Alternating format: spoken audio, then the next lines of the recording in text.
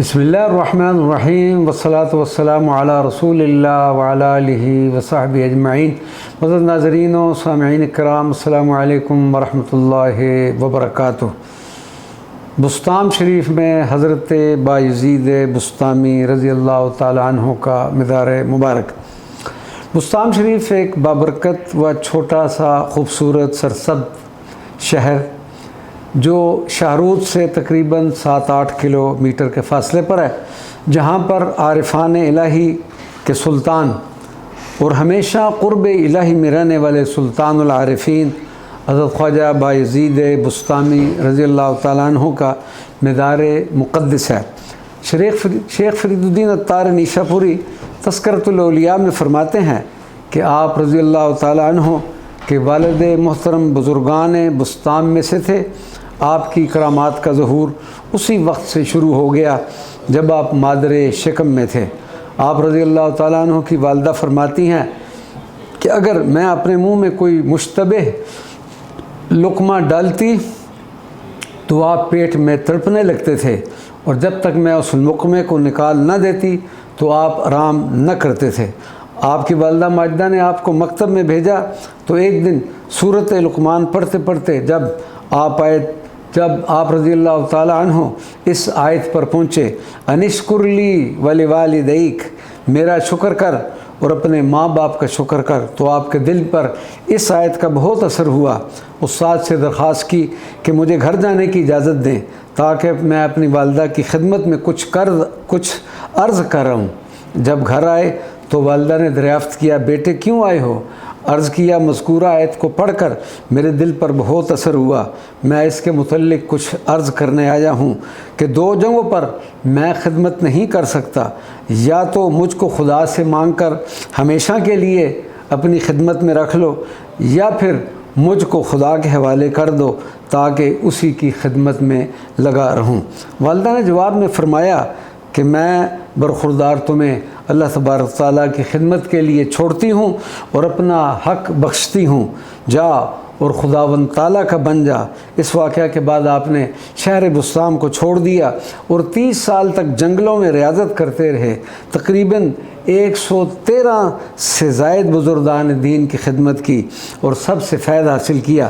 حضرت بایزید بسطامی رضی اللہ تعالیٰ عنہ فرماتے ہیں کہ جس کام کو میں سب کاموں سے بعد جانتا تھا وہ کام مقدم تھا، یعنی والدہ کی رضامندی۔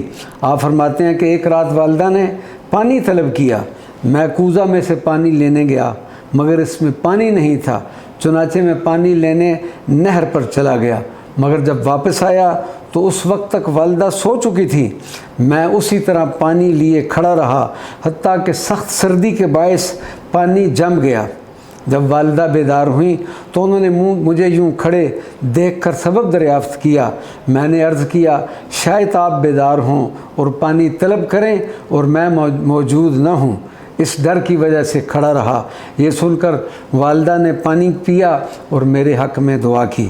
ایک رات کا واقعہ ہے کہ آپ کی والدہ نے آپ سے فرمایا کہ بیٹا آدھا دروازہ کھول دیں، یہ کہہ کر آپ سو گئیں۔ میں اب پریشان تھا کہ کون سا دروازہ کھولوں، دائیں طرف کا یا بائیں طرف کا۔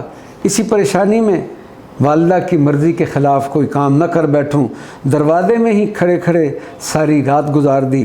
صبح کے وقت میں نے دیکھا کہ جس چیز کی مجھ کو خواہش تھی وہ دروازہ سے اندر داخل ہوئی۔ ایک دفعہ آپ رضی اللہ تعالیٰ عنہ نے حج کا ارادہ کیا اور چند منزل کے سفر کے بعد ہی راہ سے واپس تشریف لے آئے۔ لوگوں نے عرض کیا کہ بغیر حج کے واپس کیوں آ گئے؟ کیونکہ آپ نے کبھی اپنے ارادے کو بدلا نہیں۔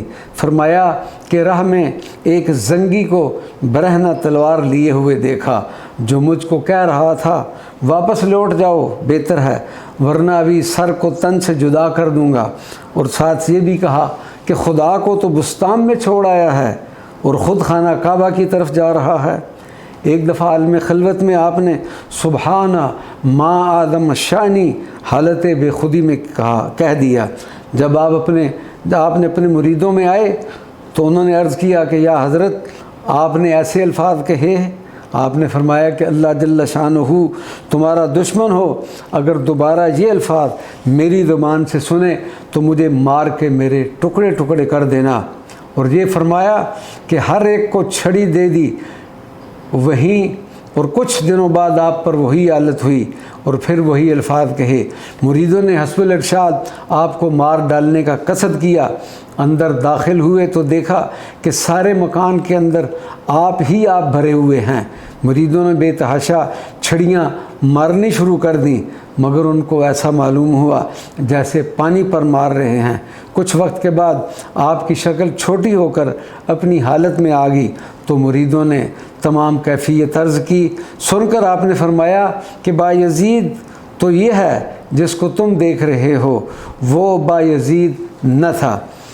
حضرت ذو مصری نے آپ کو ایک مرتبہ مصلی بھیجا، آپ نے وہ مصلی واپس کر دیا اور کہلا بھیجا کہ مصلی میرے کس کام کا، مجھے مسند درکار ہے، وہ بھیجو تاکہ تکیہ لگا کر بیٹھوں۔ چنانچہ حضرت ذو مصری نے یہ سن کر ایک نہایت اعلیٰ مسند آپ کو بھیج دی، لیکن آپ نے اس کو بھی واپس کر دیا اور فرمایا کہ جس شخص کے لیے اللہ تعالیٰ کا لطف و کرم تکیہ گاہ ہو، اس کو کسی مخلوق کے تکیہ پر ناز نہیں کرنا چاہیے، اور نہ ہی اس کو اس کی ضرورت رہتی ہے۔